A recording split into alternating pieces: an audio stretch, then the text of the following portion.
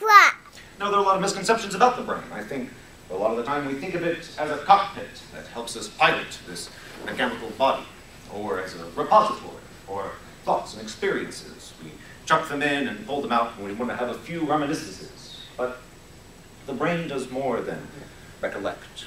It intercompares, it analyzes, synthesizes, generates abstraction. The simplest thought, like the concept of the number one, has an elaborate logical underpinning, and the brain has its own language for testing the structure and consistency of this world. And it's a good thing, too, because it means that we are not required to think constantly about the act of thinking. We do not have to deal with the constant stimuli that we experience every single waking and sleeping moment.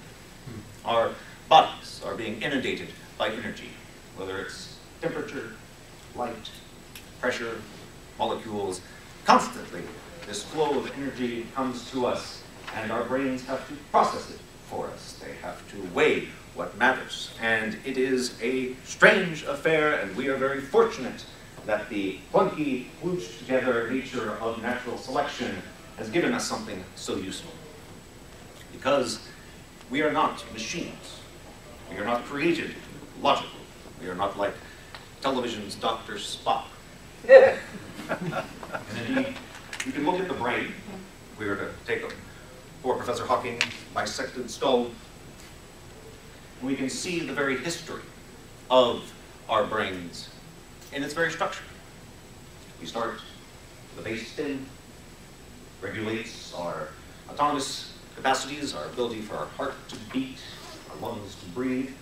And then after that, we see what's often referred to as the reptile brain, what channels aggression, fight or flight, social hierarchy. Then we come to the mammalian portion, where we get to see feelings, nurture, childcare. And then that grand cerebral cortex, what we think of when we think of the brain.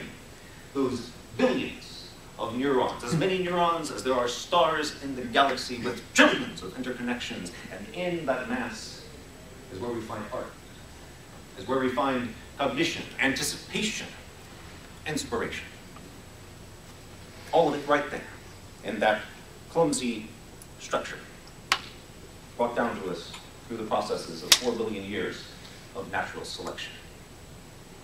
And because it's a kludge, it is messy. It creates faults. We make poor decisions based on what feels right or what our gut tells us with all of its strange microflora.